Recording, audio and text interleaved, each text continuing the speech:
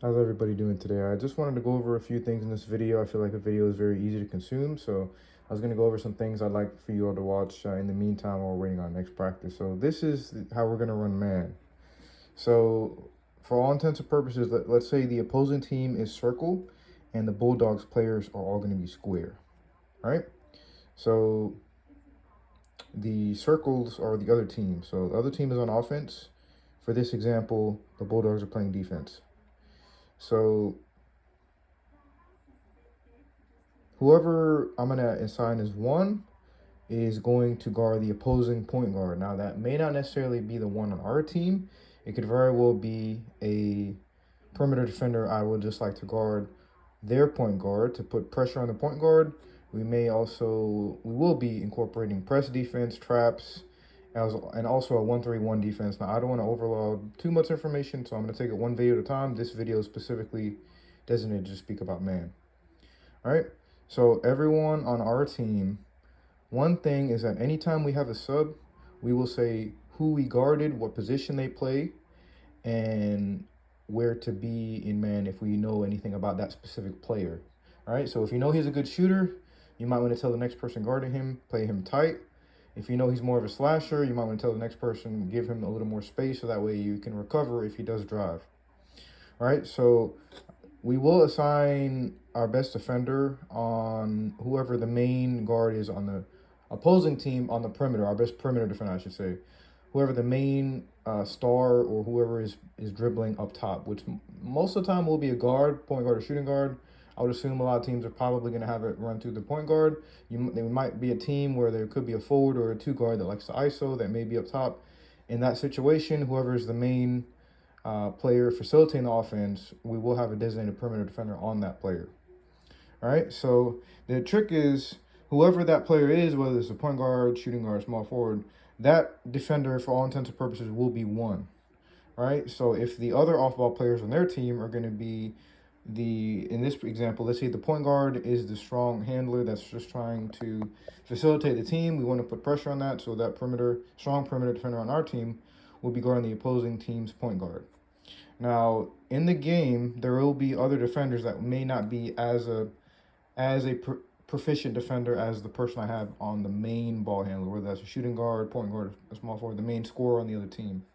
All right, so what I want to do is I would like to have the defenders that's not as efficient as my lockdown defender on whoever that specific ball handler scorer is. I want them to be guarding other players that are playing off ball, because all they really have to do on defense is get a good contest, right?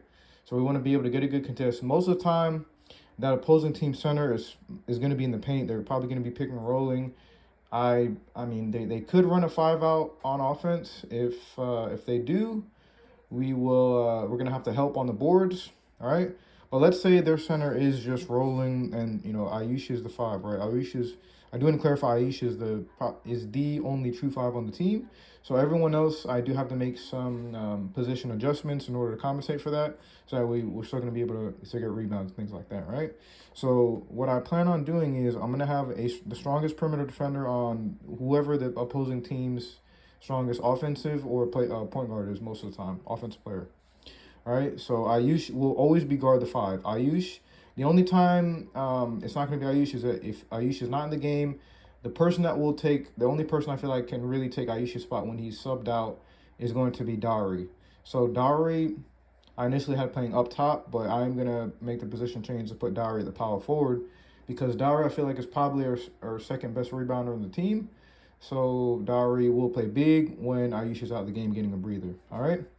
Now, we are going to run a lineup with Dowry and Ayush at the same time, because that will be a strong rebounding lineup. Now, if Ayush is not in the game for that specific possession, I will have Dowry run the 5, and it will most likely have to be Brayson as the power forward, because Brayson does have some size. I feel like if he uses body right and boxes out, he can at least help Dowry on the boards. And the guards, I mean, Dalen and Jaden can also get rebounds, but it's all going to start on boxing out by the 4 and the 5 on our team. All right, so those are things we want to do in man. If we sub every single time we sub, Again, I want you to tell the person that's subbing in for you. You're gonna give each other a high five or slap, basically to let you know I'm subbing in for you.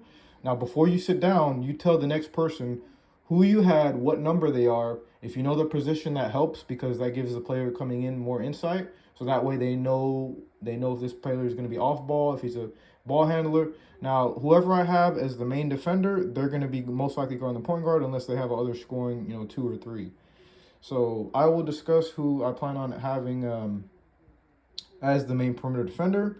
As of right now, I am looking at having Edgar as the perimeter defender, the main perimeter defender against the opposing team.